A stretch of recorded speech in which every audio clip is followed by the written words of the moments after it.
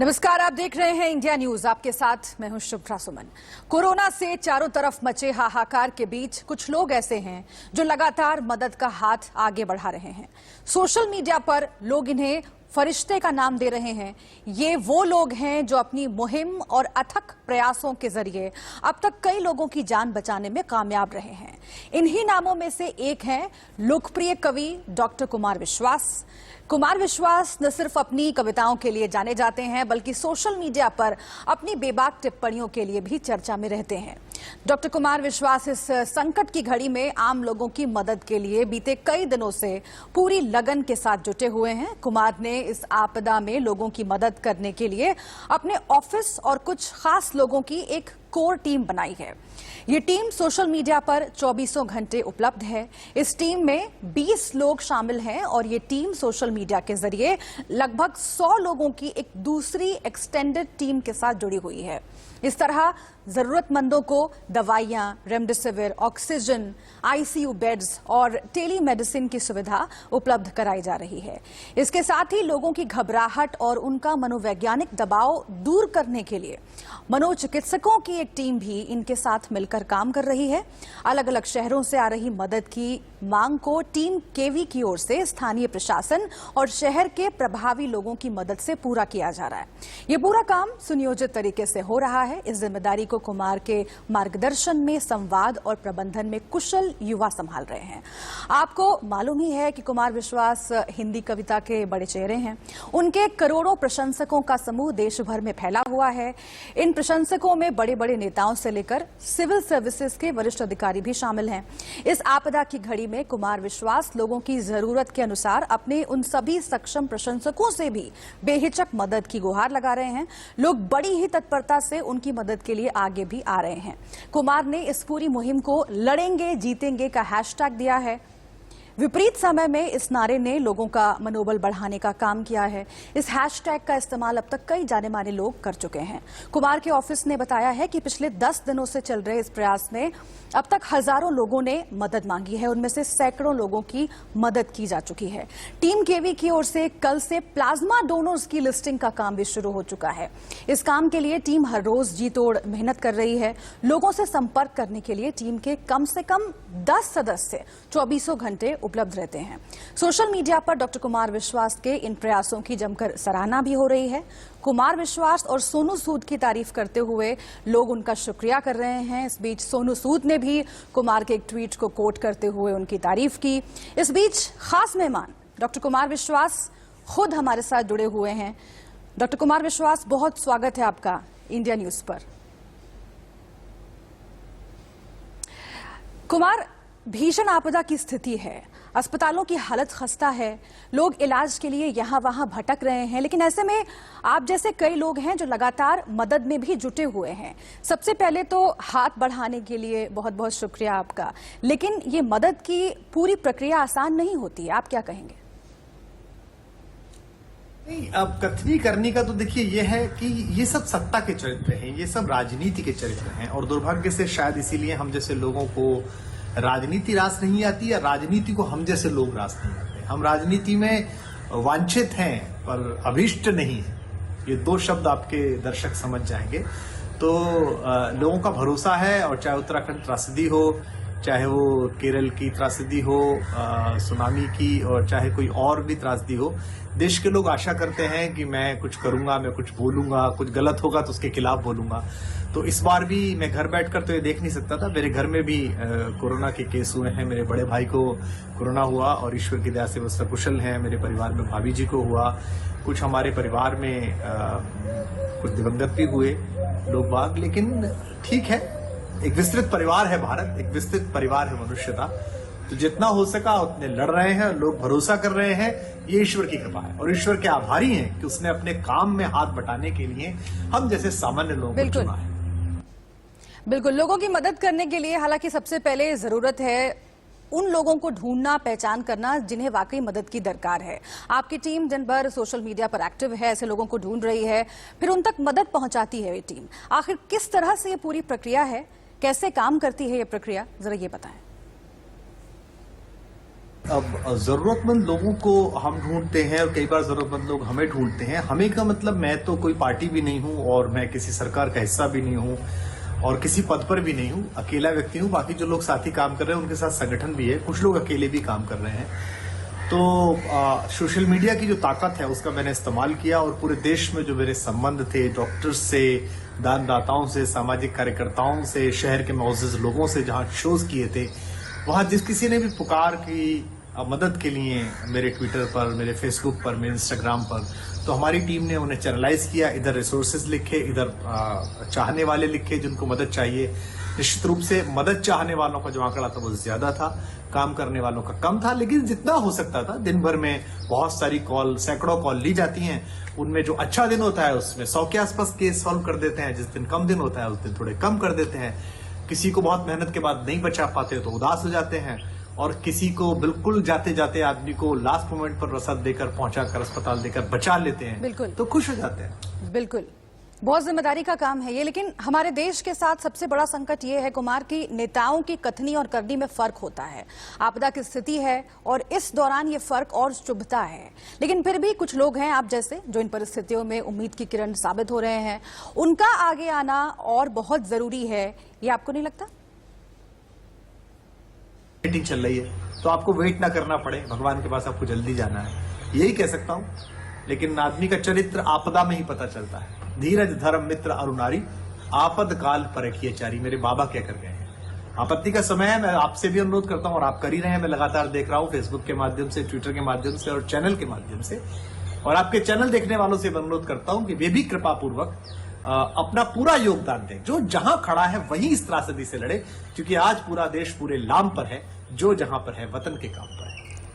लेकिन सबसे दुख की बात यह है कि महामारी के दौर में सरकारें फेल हो रही हैं। तमाम सरकारें हैं, सबका अपना अपना दावा है, अपना अपना रोना है, लेकिन इन सब का खामियाजा आम आदमी को भुगतना पड़ रहा है। आप आपदा के इस दौर में इन बदइंतजामियों को कैसे देखते हैं? मैं इस बात को यशवंत जी स्वीकार नहीं करता, और मैं इस बात को नहीं मानता कि सरकारें चाहें तो नहीं हो सकता। बिल्कुल नहीं मानता। ये समय नहीं है कि मैं सरकारों के ऊपर तबसरा करूं, और आप देख रहे होंगे कि जब से हम इस काम को कर रहे हैं, हम किसी व्यवस्था पर कोई टिप्पणी नहीं कर रहे, सिस्टम पर हम कुछ नहीं बोल रहे, सरकारों पर, पार्टियों पर, उनकी निजताओं पर हम नहीं बोल रहे। बीच में एक दो बार उन्होंने प्रवोक करने की कोशिश की थी। कुछ ने कहा हमारे समर्थन में बोलो, कुछ ने कहा इन सरकारों के विरोध में बोले। मैंने उन दोनों से कहा कि आप चुप रहो, अन्यथा हमारा क्रोध किसी और दिशा में चला जाएगा। अभी वो ऊर्जा सही दिशा में लग रही है। अगर मैं कर सकता हूं, जिसकी कोई औकात नहीं है, जो केवल एक कवि है, जो न मंत्री है, न सांसद है, न मेरे पास 100 करोड़ रुपए थे कि मैं राज्यसभा खरीद सकूं, न मैं किसी सरकार में हूं, न मैं पार्टियों में यसमैन बन पाया अहंकारी और असुरक्षित लोगों का, न मैं कहीं और हूं, तो मुझे नहीं लगता कि इतने बड़े ढांचे में हमारे टैक्स के पैसे को लेकर जो सरकारें पल रही हैं वो नहीं कर सकती। और इसमें बता दूं कि हमारा गुस्सा इसलिए जायज है कि मैं करोड़ों रुपए टैक्स देता हूं। जब प्रधानमंत्री सहायता कोष के लिए अपील होती है तो सबसे पहले चेक्स मैं देता हूं लाखों रुपए के, जबकि मैं तो ज्यादा कमाने वाला आदमी नहीं हूं, सिंगल एक अर्निंग हैंड हूं अपने घर का, और उसके बाद भी हमें ये सब करना पड़ता है। तो सरकारें चाहे तो कर सकती हैं, पर क्या करें। आम आदमी का दुर्भाग्य है, हम लोगों का दुर्भाग्य है, देश का दुर्भाग्य है कि राजनीति में इस तरह के लोग हैं। सत्ता किसी की भी आ जाए, उसका व्यवहार ऐसा ही रहता है, उसका चरित्र ऐसा ही रहता है। बिल्कुल, सरकार चाहे तो बहुत कुछ कर सकती है, लेकिन अगर दुनिया की तरफ देखें तो इस घड़ी में भारत की तरफ मदद का हाथ बढ़ाया गया है। तमाम देश ऐसे हैं जो मदद भेज रहे हैं, लेकिन हमारे देश के भीतर कुछ ऐसे भी लोग हैं जो इस भयावह समय में लूट, जमाखोरी के मौके भी तलाश रहे हैं। उन लोगों को क्या कहेंगे आप? ये और बड़ी त्रासदी है जो आपने जिस पर ध्यान दिलाया है कि एक तरफ तो पूरी दुनिया हमारी मदद कर रही है, हालांकि मैं इससे भी बहुत सहमत नहीं हूं। एक ऐसे आत्मनिर्भर देश को जो दुनिया को वैक्सीन लगा सकता था, एक ऐसा देश जो फार्मास्यूटिकल में नंबर 1 है, एक ऐसा देश जिसके डॉक्टर्स पूरी दुनिया में जानने जाते हैं, एक ऐसा देश जो संकट में एक दूसरे की तरफ हाथ बढ़ाता है, उसकी हालत ऐसी कर दी गई है कि छोटे छोटे देश अपना 50-50 ऑक्सीजन कंसंट्रेटर भेज के और 10 वेंटिलेटर भेज के, और उनका हमें फोटो लगाना पड़ता है, हमें धन्यवाद देना पड़ता है। पता नहीं हमें कहां लाकर खड़ा कर दिया, हम खुद ही कर सकते थे। नीति नियंताओं ने क्या हालत की है मुझे पता नहीं। जो लोग इस समय कालाबाजारी कर रहे हैं, जो सिलेंडर्स जमा कर रहे हैं, मैंने उनको तो कहा था कि भाई आपको अपने कुकर्मों पर भरोसा है कि आपको सिलेंडर की जरूरत पड़ेगी, आपको अपने पाप कर्मों पर भरोसा है कि आपको इन दवाइयों की जरूरत पड़ेगी। तो जब इतना भरोसा है तो अपने मकान के ऊपर थोड़ा लकड़ियां और जमा कर लीजिए। बिल्कुल, बहुत वाजिब बात आप कह रहे हैं। बहुत शुक्रिया आपका कुमार विश्वास जी हमारे साथ जुड़ने के लिए।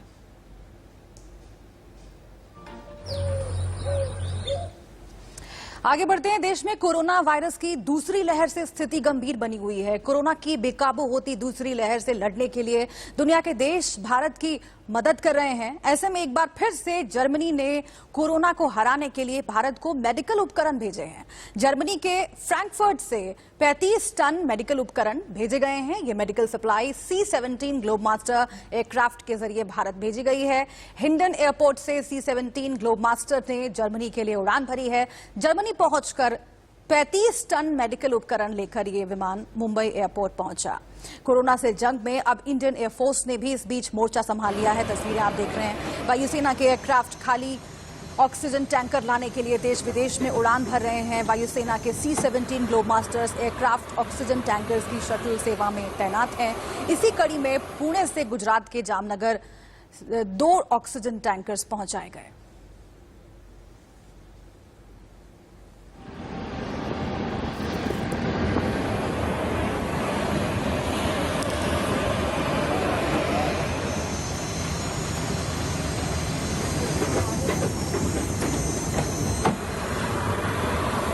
ये 2 तस्वीरें हम आपको दिखा रहे हैं। लगातार दुनिया भर के देश भारत की तरफ मदद का हाथ बढ़ा रहे हैं। 35 टन मेडिकल उपकरण जर्मनी से आया है। जर्मनी से ये उपकरण जब पहुंचे उस वक्त की तस्वीरें हम आपको दिखा रहे हैं। कोरोना से जंग में ये उपकरण बहुत ही मददगार साबित हो सकते हैं। इसके साथ ही पुणे से गुजरात ऑक्सीजन पहुंची है। इसकी भी तस्वीरें आप देख रहे हैं अपनी टीवी स्क्रीन पर। एयरफोर्स ने मोर्चा संभाल लिया है। सेना हर संभव मदद कर रही है क्योंकि एक ऐसी स्थिति से देश गुजर रहा है जहां पर हर कोई परेशान है और जान बचाने की ये जद्दोजहद है। आइए अब उत्तर प्रदेश की बात करते हैं जहां पर भदोही में माधो सिंह रेलवे स्टेशन पर ट्रेन के जरिए 40 मीट्रिक टन ऑक्सीजन पहुंची, जिसे अलग अलग टैंकर से वाराणसी समेत अन्य जिलों में भेजा जा रहा है। 25 मीट्रिक टन वाराणसी के DRDO हॉस्पिटल में भेजी जाएगी। 10 मीट्रिक टन ऑक्सीजन सोनभद्र और बाकी 5 मीट्रिक टन अन्य जिलों में भेजी जाएगी।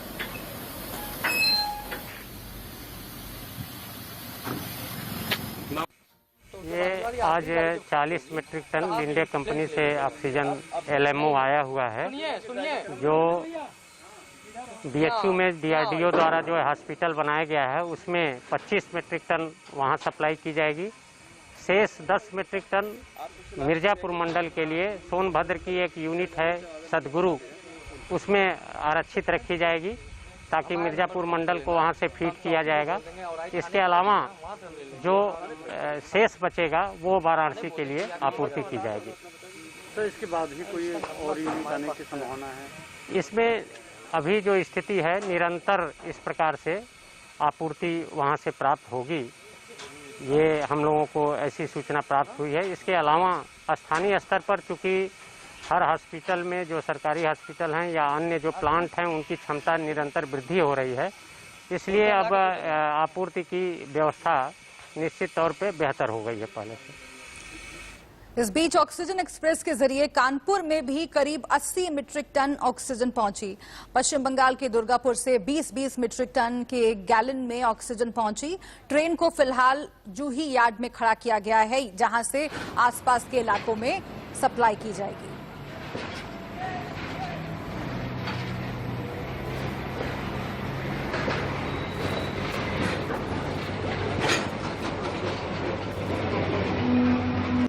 कानपुर महानगर में ऑक्सीजन की सप्लाई सुचारू रूप से हो सके उसके लिए केंद्र सरकार के संरक्षण में माननीय मुख्यमंत्री जी के प्रयास से कानपुर महानगर में 80 टन ऑक्सीजन आ जाइए। इसकी पहली खेप आ जाइए। हमारा प्रयास है कि यहाँ पर पनकी में हमारे पास उसके स्टोरेज की सुविधा है, इसको जल्दी से ऑफलोड करके और यथाशीघ्र इन खाली टैंकरों को वापस भेज सकें, जिससे कल ये दोबारा लोड होकर परसों सवेरे तक दोबारा आ जाए। अब ये ऑक्सीजन की जो पूर्ति के जो महत्वपूर्ण विषय था, जो कमी थी, मुझे लगता है कि इतनी बड़ी मात्रा में ऑक्सीजन आने के बाद कानपुर महानगर को और उसके आसपास के डिस्ट्रिक्ट को, सफाई को, कन्नौज को, रायबरेली को इससे राहत मिलेगी। ये दुर्गापुर से लोड हुए हैं कल शाम को और कानपुर आए हैं। 20 टन के 4 टैंकर हैं। टोटल 80 टन ऑक्सीजन इनमें है, जिनका कानपुर में अनलोडिंग किया जाएगा। रोड टैंकर इसमें रेल टैंकर से रोड टैंकर में इसमें शिफ्ट किया जाएगा और विभिन्न जगहों पे जहां जहां डिस्ट्रीब्यूट होना है वहां डिस्ट्रीब्यूट किया जाएगा। इसमें लिंडे कंपनी और पंची ऑक्सीजन को जिला प्रशासन के द्वारा इनको डिप्यूट किया गया है और सारे सेफ्टी से रिलेटेड चीज़ों का ध्यान रखा जा रहा है। रेलवे की भी एक टेक्निकल टीम है बैकअप के लिए।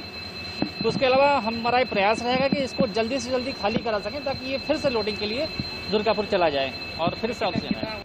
और आइए बात करते हैं दिल्ली की। दिल्ली के मुख्यमंत्री अरविंद केजरीवाल ने प्रेस कॉन्फ्रेंस करके दिल्ली में लॉकडाउन बढ़ाने का ऐलान किया।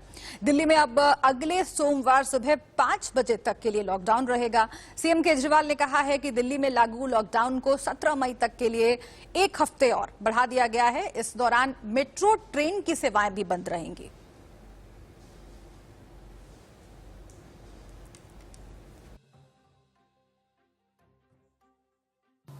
23% अभी भी संक्रमण दर है।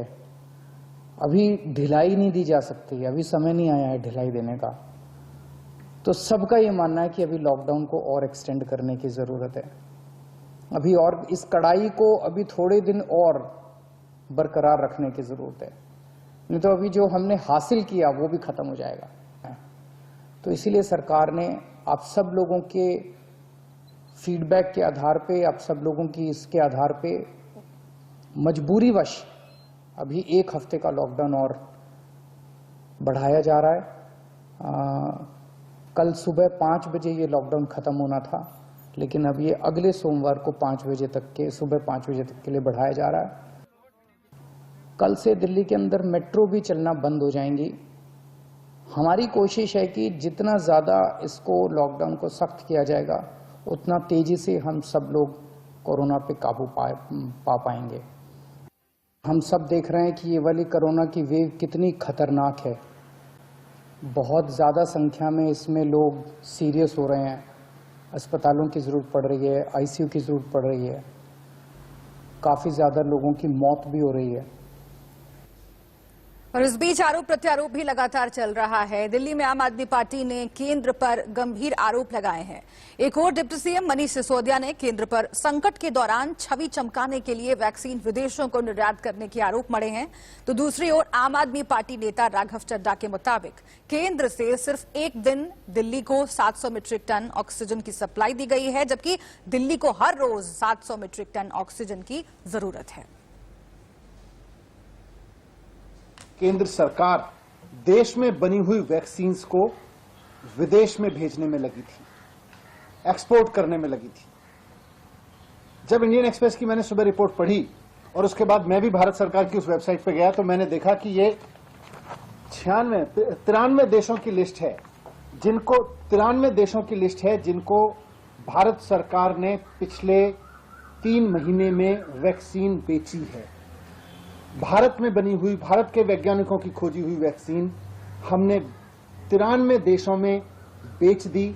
6.5 करोड़ वैक्सीन की डोजेज हमने दूसरे देश के लोगों को भेज दी। तो यह समझ में आता है कि इन 93 देशों में से 60% देश तो ऐसे हैं जहां कोरोना की हालत बिल्कुल खराब नहीं है, और हम 6.5 करोड़ अपने देश की बनाई हुई वैक्सीन जो इन लोगों को लग सकती थी, इनमें से कई लोगों की जान बच सकती थी, हम इस वैक्सीन को विदेशों में भेज रहे हैं। 93 देशों को हम एक्सपोर्ट कर रहे हैं, सिर्फ इसलिए कि केंद्र सरकार की इमेज बन सके, इसलिए कि दुनिया में ये नाम हो सके कि भारत में इस समय एक ऐसी सेंट्रल गवर्नमेंट बैठी है जो विदेशों को वैक्सीन दिए जा रही है। अपने लोगों को मरने की कीमत पर विदेश के 4 देशों की तारीफ सुनना केंद्र सरकार के लिए बहुत बड़ा जघन्य अपराध है, मैं मानता हूं। किस लिए किया ये? जिस वक्त सेंट्रल गवर्नमेंट से यह अपेक्षा थी कि वो देश में कोरोना मैनेजमेंट करेगी, वो अपनी इमेज मैनेजमेंट कर रही थी इंटरनेशनल लेवल पे।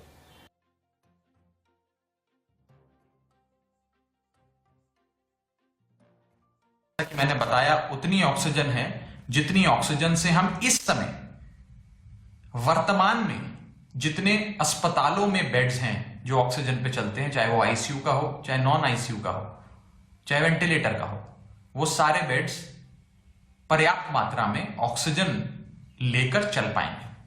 हमने ये कहा था केंद्र सरकार का धन्यवाद करते हुए कि आपको रोजाना 700 मीट्रिक टन देनी है। एक दिन अगर 700 मीट्रिक टन दे दी उससे बात नहीं बनती। ऐसा नहीं है कि आप पेशेंट को एक दिन तो पूरी ऑक्सीजन दे दें क्योंकि आपके पास 700 मीट्रिक टन आ गई और अगले दिन उसकी ऑक्सीजन घटा दें।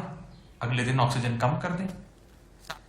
तो दिल्ली सरकार और केंद्र सरकार के बीच ऑक्सीजन और वैक्सीन को लेकर मचा हुआ है घमासान। इस बीच उत्तर प्रदेश का हाल भी आपको बताते हैं। यूपी में कोरोना के 23,333 नए मामले सामने आए हैं। बीते 24 घंटे में कोरोना से 296 की मौत हुई है। यूपी में कुल एक्टिव केस 2,33,981 सामने आए हैं। बीते 24 घंटे में 34,636 लोग डिस्चार्ज भी हुए हैं। तो ठीक होने वाले लोगों की संख्या भी आपको हम बता रहे हैं, ये एक उम्मीद की किरण है, लेकिन मामले कोरोना के लगातार बढ़ते जा रहे हैं। हालांकि आज ही उत्तर प्रदेश के मुख्यमंत्री योगी आदित्यनाथ ने कहा है कि संक्रमण पहले से कम हुआ है, लेकिन जमीन पर जो हालात हैं वो भी हम आपको धीरे धीरे करके बता रहे हैं। साथ ही ये भी कहा जा रहा है कि टेस्टिंग कम होने की वजह से भी कई बार आंकड़े कम आते हैं, लेकिन लोगों के सामने इलाज की किल्लत लगातार बनी हुई है। 24 घंटे में कोरोना से 296 मौतें हो चुकी हैं। इसी के साथ ही आप जो परिस्थिति की भयावहता है उसका अंदाजा लगा सकते हैं। बीते 24 घंटे में 34,000 से ज्यादा मामले ऐसे हैं जिसमें लोग डिस्चार्ज हुए हैं, यानी कि लोग ठीक होकर घर लौटे हैं, लेकिन 296 लोगों की मौत हुई है 24 घंटे में। यूपी में पिछले 2 दिनों में कोरोना मरीजों की संख्या में आई कमी के बाद प्रदेश सरकार कोई मौका नहीं लेना चाहती। ये देखते हुए सरकार ने प्रदेश में 17 मई तक के लिए लॉकडाउन बढ़ाने का निर्णय लिया है। यूपी सीएम योगी आदित्यनाथ के मुताबिक उत्तर प्रदेश में नए मरीज मिलने की रफ्तार में गिरावट आई है, लेकिन लोग कोरोना नियमों का सख्ती से पालन करें। यूपी में कल से 11 जिलों में 18 से ज्यादा उम्र के लोगों के लिए वैक्सीनेशन की शुरुआत होने जा रही है। योगी के मुताबिक सरकार और समाज को इस संकट से निपटने के लिए मिलकर काम करना होगा। वेब का भी मुकाबला पूरा देश पूरी मजबूती के साथ कर रहा है। जो मंत्र कोरोना महामारी से लड़ने के लिए सभी राज्यों को दिए गए थे, ट्रेस, टेस्ट और ट्रीट, इसको अपना करके उत्तर प्रदेश सरकार ने और उत्तर प्रदेश की जनता को राहत देने में काफी हद तक सफलता प्राप्त हुई है। 30 मई को उत्तर प्रदेश के अंदर कुल एक्टिव केस 3,10,000 थे। आज घट करके 2,33,000 तक आ गए हैं, यानी 8 दिन के अंदर 77,000 एक्टिव केस प्रदेश के अंदर कम हुए हैं।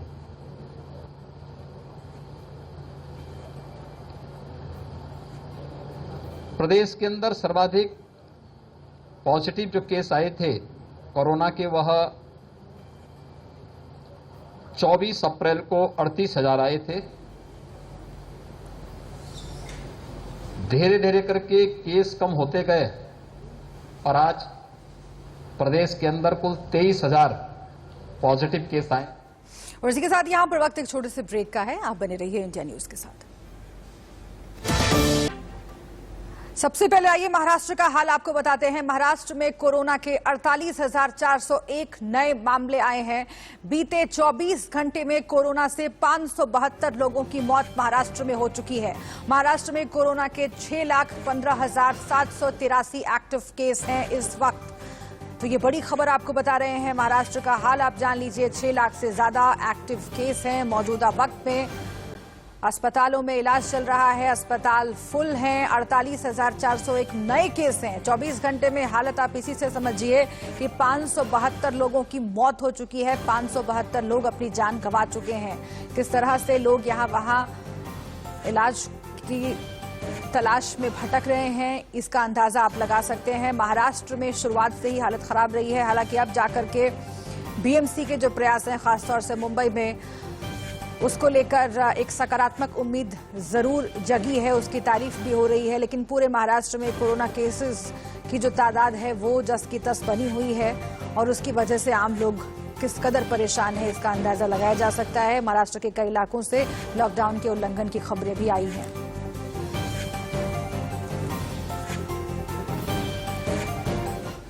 महाराष्ट्र के नागपुर में लॉकडाउन के बावजूद बाजारों में जबरदस्त भीड़ देखने को मिली। बाजार के कई इलाकों में सोशल डिस्टेंसिंग की धज्जियां उड़ाई गई हैं। तस्वीरें हम आपको दिखाते हैं। सोशल डिस्टेंसिंग का पालन करना इस वक्त सबसे जरूरी है, लेकिन कई इलाकों से ऐसी खबरें आ रही हैं, ऐसी तस्वीरें आ रही हैं जहां सोशल डिस्टेंसिंग का पालन लोग नहीं कर रहे हैं, लाख समझाने बुझाने के बावजूद। और ये कितना खतरनाक साबित हो सकता है वो मौजूदा दौर में आसानी से समझा जा सकता है। नागपुर से ऐसी तस्वीरें आई हैं जहां पर लोगों ने सोशल डिस्टेंसिंग का उल्लंघन किया। बड़ी संख्या में बाजारों में जो स्थिति है वो भी लगातार परेशान करने वाली है। हालांकि लोगों के पास कई बार मजबूरी भी है क्योंकि रोजी रोटी की समस्या है, लेकिन इन सब के बावजूद जैसा कि लगातार कहा जा रहा है, जान है तो जहान है। सोशल डिस्टेंसिंग का पालन करना बहुत जरूरी है, मास्क लगाना बहुत जरूरी है, लेकिन उसके बावजूद महाराष्ट्र के कई इलाकों से ऐसी खबरें आई हैं। मुंबई की बात कर लें अगर, वैक्सीनेशन ड्राइव वहां पर जारी है। ऐसे में वहां वैक्सीनेशन का क्या प्रोसेस है, ये जानकारी ली है हमारी संवाददाता उर्वशी ने। ड्राइव इन वैक्सीनेशन सेंटर्स एक के बाद एक मुंबई में बढ़ रहे हैं। हम देखते हैं कि एनएससीआई के वर्ली में आज ड्राइव इन वैक्सीनेशन सेंटर शुरू हुआ है, खुला है। ये थर्ड सेंटर है मुंबई का। सबसे पहला जो दादर में खुला था, उसके बाद तारदेव, और आज एनएससीआई वर्ली का ये जो पूरा बड़ा स्पोर्ट्स कॉम्प्लेक्स है उसके पार्किंग लॉट में ये ड्राइव इन वैक्सीनेशन सेंटर शुरू हुआ है। आधा जो पार्किंग लॉट है वो ड्राइव इन वैक्सीनेशन के लिए शुरू हुआ है, वहीं आधा जो पार्किंग लॉट है वो लोगों को ऑब्जर्वेशन में अपने ही व्हीकल में रहकर अगर इम्यूनाइजेशन के बाद कोई साइड इफेक्ट्स हो या कोई और चीज हो तो उसके लिए हाफ ऑफ द जो पार्किंग लॉट है वो ऑब्जर्वेशन एरिया के तौर पे पार्किंग लॉट के लिए यूज किया गया है।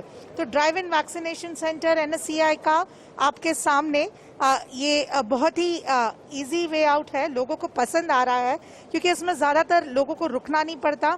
उसके अलावा जो हम देखते हैं वो ये है कि लोग किस तरह से अपने गाड़ी में आते हैं, गाड़ी में ही वैक्सीनेट होते हैं। जैसे हम फिलहाल देख रहे हैं एक बेनिफिशियरी वैक्सीनेट हो रही हैं, और इसी तरह से हर जगह पे सोशल डिस्टेंस मेंटेन होता है, टाइम बहुत कम लगता है, और इसीलिए मुंबईकरों को ये पसंद है। फिलहाल ये तीसरा ड्राइव इन वैक्सीनेशन सेंटर है। आने वाले दिनों में और ड्राइव इन वैक्सीनेशन सेंटर्स आने को है। Municipal officials, in fact municipal commissioner Iqbal Chahal, इन्होंने खुद ने बताया है अलग अलग वार्ड्स में लोगों को स्पेस फाइंड आउट करने के लिए जहां पे ये ड्राइव इन वैक्सीनेशन ड्राइव शुरू हो सकती है, क्योंकि मुंबईकर इनको ये ड्राइव पसंद आ रही है। और वहीं एक के बाद एक हम देखते हैं कि ये ड्राइव इन वैक्सीनेशन जो सेंटर्स का एक चेन स्टार्ट हुआ है मुंबई में, वो आगे इसी तरह से बढ़ता रहे, क्योंकि मुंबईकर्स इसका रिस्पॉन्स बेटर रिस्पॉन्स दे रहे हैं इसको। इतना ही नहीं, और कई लोगों को ये पसंद भी आ रहा है क्योंकि सारे लोग अपने गाड़ी में ही एक के बाद एक जो है बैठे हैं, गाड़ी में ही जैब्स लेंगे, गाड़ी में ही वैक्सीनेट होंगे, और ये गाड़ी फिर आगे पार्किंग लॉट पर लेकर जाकर वहां पे जो है ऑब्जर्वेशन के अंडर रहेंगे कुछ आधे घंटे के लिए। इनकेस अगर कोई साइड इफेक्ट दिख रहा हो तो उसको लेकर ट्रीटमेंट करें। तो ये मुंबईकर है। संडे के दिन यहाँ पे वर्ली में ये वैक्सीनेशन ड्राइव शुरू हुआ है। मुंबई से कैमरा पर्सन विष्णु के साथ मैं उर्वशी खूना, इंडियन न्यूज के लिए। और आइए सीधे हम आपको मुंबई लिए चलते हैं, जहां पर हमारे संवाददाता अभिषेक जुड़ चुके हैं हमारे साथ। अभिषेक, पूरे महाराष्ट्र के बारे में लगातार बात हो रही है और ये भी माना जा रहा है कि पहले से परिस्थितियां कुछ बेहतर हुई हैं। प्रधानमंत्री मोदी ने भी मुख्यमंत्री उद्धव ठाकरे की कोशिशों की तारीफ की। बीएमसी की जो कोशिशें हैं मुंबई में, उसकी भी तारीफ हो रही है। लेकिन सबसे बड़ा सवाल है, अभी रिपोर्ट जो हमने दिखाई उर्वशी की, एक ड्राइविंग वैक्सीनेशन की प्रक्रिया भी शुरू हो रही है, उसका पूरा प्रोसेस समझाया, लेकिन क्या वैक्सीन हमारे पास उतनी मात्रा में है अवेलेबल जितनी होनी चाहिए? मुंबई का और पूरे महाराष्ट्र का क्या हाल है? क्योंकि सबसे बड़ा सवाल यही बना हुआ है कि वैक्सीनेशन की जो प्रक्रिया है उसे तेज कैसे किया जाए।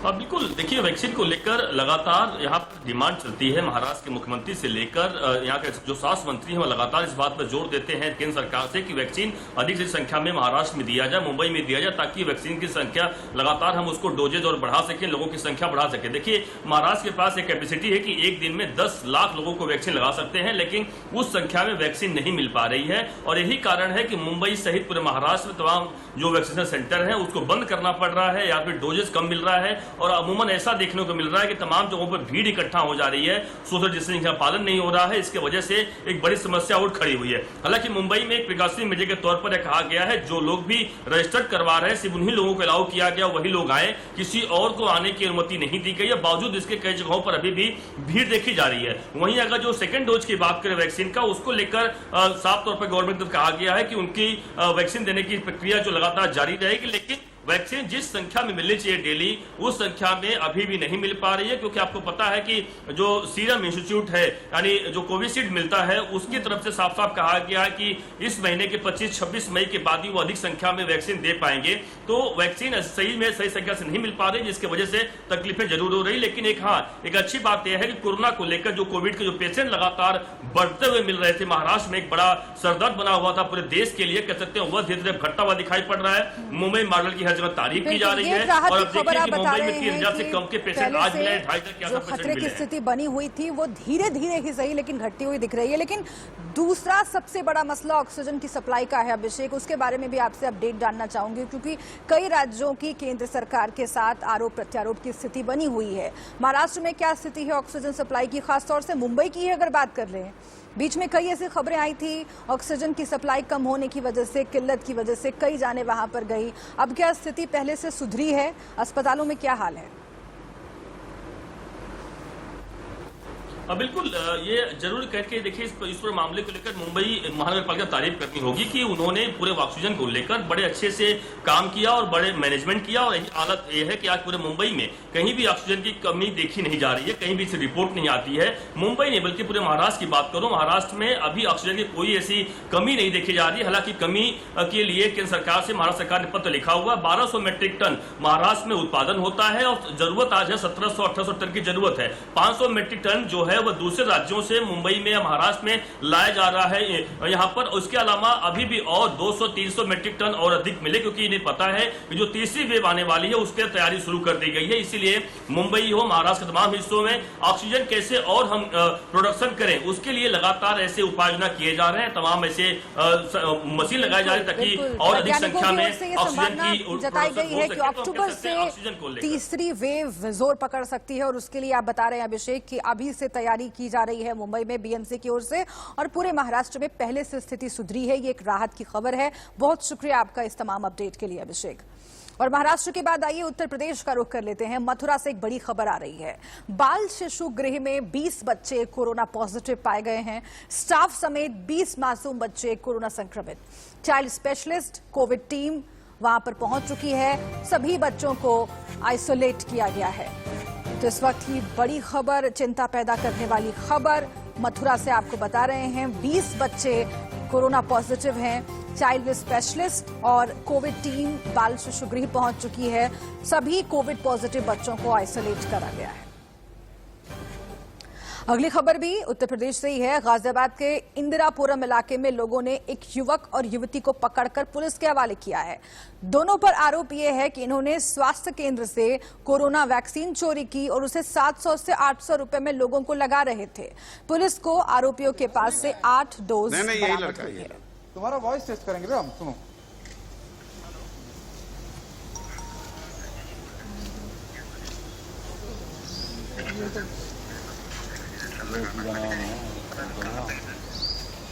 नहीं प्लीज।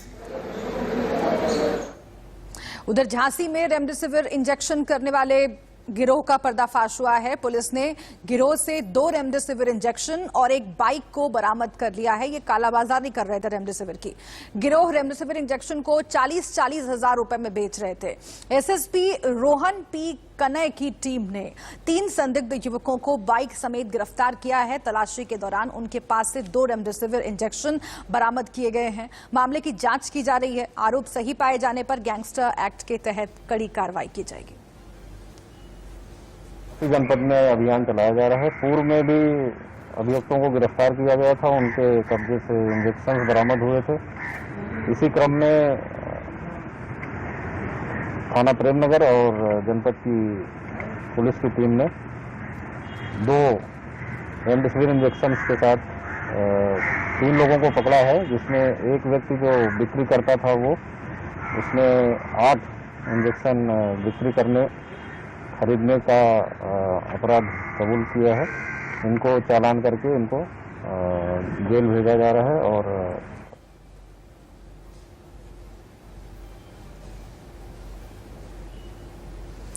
कोरोना के इस कोहराम के बीच कालाबाजारी का खेल लगातार चल रहा है। अमेठी के एसीएमओ डॉक्टर आरपी गिरी पर रेमडेसिविर की कालाबाजारी करने का आरोप लगा है, जिसका वीडियो भी सोशल मीडिया पर जमकर वायरल हो रहा है। ये वीडियो आपके सामने। आरोप है कि 5000 इंजेक्शन की कालाबाजारी की जाती थी। फिलहाल जांच के आदेश इस मामले में दिए गए।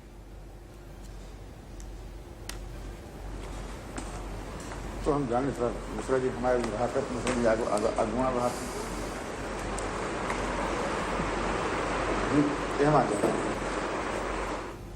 और अब बात वाराणसी की करते हैं, जहां क्राइम ब्रांच टीम ने कार्रवाई करते हुए अलग अलग इलाकों से नकली सैनिटाइजर बनाने वाली कंपनी का भांडाफोड़ किया है। पुलिस ने मौके से भारी मात्रा में नकली सैनिटाइजर, रैपर, बॉटल, नोजल्स बरामद किए हैं। वहीं 11 लोगों को हिरासत में लेकर पूछताछ भी की जा रही है। सूत्रों से सूचना मिली थी कि एक परिसर में नकली सैनिटाइजर को बनाया जा रहा है, पैकिंग की जा रही है आदि आदि। इसकी सूचना पर हमारी क्राइम ब्रांच की टीम, सिगरा पुलिस और औषधि विभाग ने यहां पे छापा मारा है। 3 इनके जगह पे छापा मारा है। काफ़ी संख्या में रैपर्स, बॉटल्स, नोजल्स आदि मिले हैं। नकली सैनिटाइजर भी मिला है। औषधि विभाग की टीम का कहना है कि ये इनके पास किसी भी तरह का लाइसेंस नहीं है। इसी सिलसिले में हमने 11 लोगों को मौके से कस्टडी में लिया है, जिनसे पूछताछ जारी है और आगे की विधिक कार्रवाई हम कर रहे हैं। देखिए, हम लोग अभी पूरा माल का आकलन किया जा रहा है। औषधि विभाग की टीम भी लगी है, तो जल्द ही हम आपको बताते हैं। और इधर सुल्तानपुर में ऑक्सीजन रेगुलेटर की कालाबाजारी करने पर पुलिस ने 2 आरोपियों को गिरफ्तार किया है। जानकारी ये है कि आरोपी 1000 रुपए का रेगुलेटर 10-10 हजार में बेच रहे थे। आरोपियों के पास से 3 ऑक्सीजन रेगुलेटर भी बरामद किए गए हैं। कल गौरीगंज में शिकायत मिली थी कि कुछ दुकानों द्वारा, जो मेडिकल शॉप्स हैं, उनके द्वारा जो है पेशेंट्स को जो तय निर्धारित दर है उससे ज़्यादा प्राइस पे रेगुलेटर बेचे जा रहे हैं। और उस शिकायत की छानबीन करते हुए हमें सूचना मिली कि और ये पता चला कि जो है सुल्तानपुर में दुकान है जिससे शोषण किया जा रहा है। गाजियाबाद के प्राइवेट हॉस्पिटल में कोरोना मरीजों की जिंदगी के साथ खिलवाड़ हो रहा है। ये बात एक बार फिर से साबित हो गई है। गाजियाबाद के ओलोकी अस्पताल में पुलिस ने शिकायत मिलने के बाद छापेमारी की।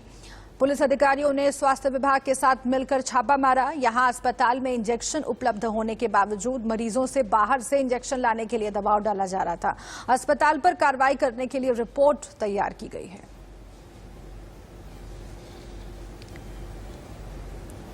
और अब बात करते हैं हरियाणा की। कोरोना के बढ़ते संक्रमण को लेकर हरियाणा सरकार ने लॉकडाउन बढ़ा दिया है, लेकिन इसके बावजूद प्रवासी मजदूरों के वापस यूपी जाने का सिलसिला जारी है। लेकिन यूपी सरकार ने दूसरे राज्यों से आने वाली बसों की एंट्री पर भी बैन लगा दी है।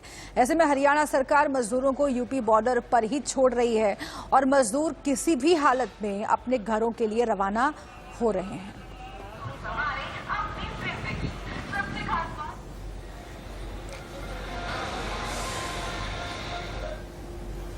तो करीब करीब पूरे देश में कोरोना संक्रमण के बढ़ते मामलों की वजह से लॉकडाउन की स्थिति है। ऐसे में कमजोर तबके के सामने एक बड़ी परेशानी आ गई है। कानपुर के सतरखाने इलाके में दिल को झकझोर देने वाली तस्वीर सामने आई है, जहां पर एक शख्स दूध का पैकेट उसका